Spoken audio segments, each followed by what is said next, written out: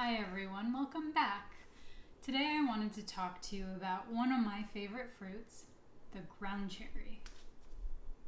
What's a ground cherry, you ask?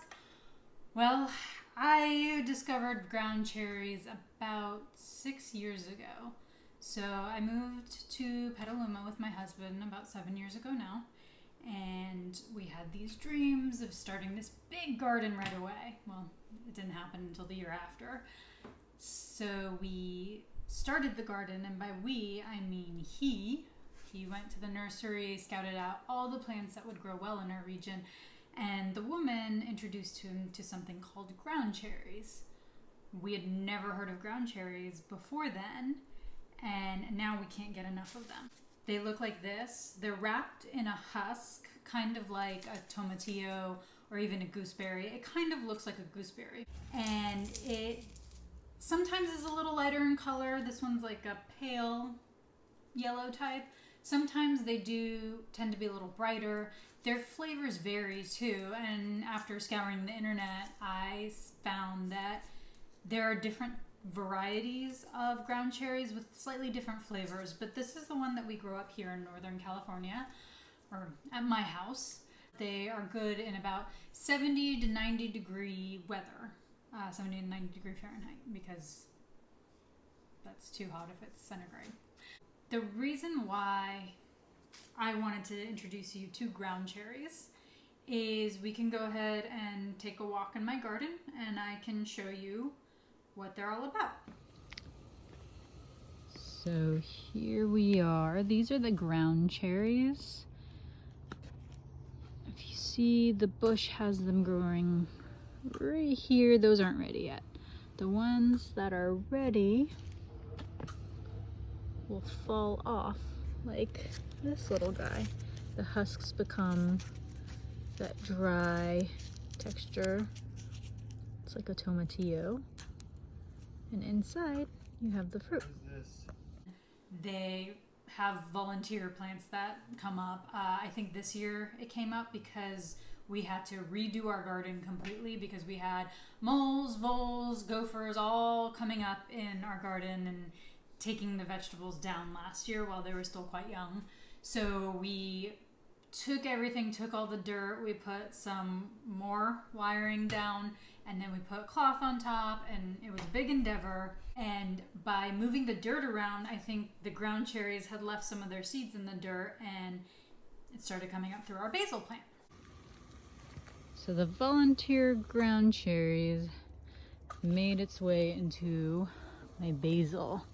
You can see right here, we didn't plant those.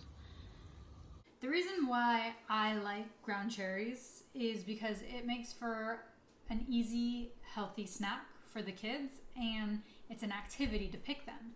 Because of the way ground cherries grow, and our ground cherries actually didn't grow that high this year, we're finding that our yield this year for our vegetable garden isn't much. I think the vegetables decided that they also didn't want to show up for 2020. There's not as much.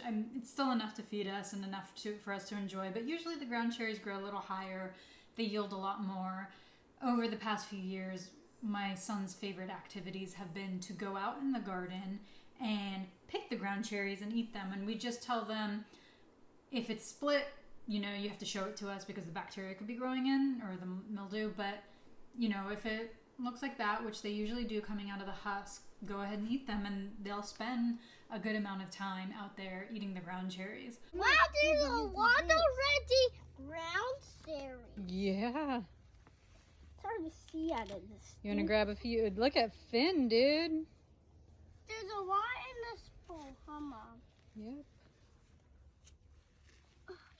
But the green ones are not ready.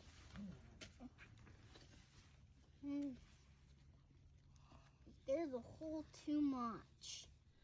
What's great about them is they pack vitamin C and A. They're good for them, they taste good, and it's a great activity for the kids to occupy themselves for a while. And, kids, occupying them with different activities is always fun. The ground cherries will vary in the flavor. Sometimes they'll be a little more tart, not as tart as a gooseberry.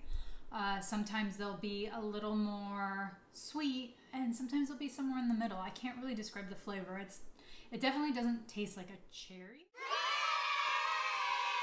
Another thing that makes it easy for the kids to pick at is because usually they just fall from the plant like that.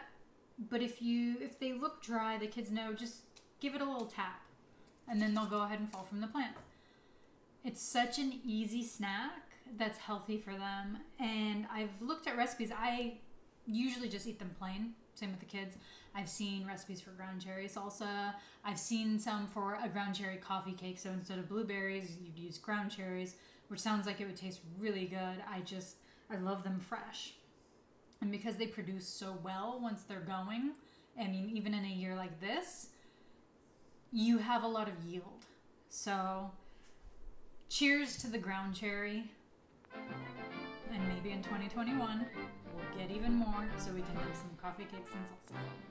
Thank you for joining me for this episode on ground cherries. I just wanted to come and introduce the world to ground cherries because I love them and I had no idea what they were. So I'm hoping that other people will see them. If you find them at your grocery store, grab some. If you have just the smallest area where you can grow them, and they grow so good in the summertime, and you can have such a great snack, and it's so much fun. You just pick them, you pop them in your mouth after you husk them, and you get a burst of flavor. You don't even know what flavor exactly you're gonna get. If you've tried ground cherries before, go ahead and comment below and let me know what your thoughts are on them. And if you can pinpoint an exact flavor to them, because I can't actually describe them. I just tell everyone they're good, which isn't the most descriptive. So if you like what you saw, go ahead and give me a thumbs up. Go ahead and subscribe to stay up to date on the easy recipes that I tried to cook, pre-prepare, snack recipes that are good for your family. And thank you so much for joining me. I hope you have a fantastic day, and I will see you next Sunday.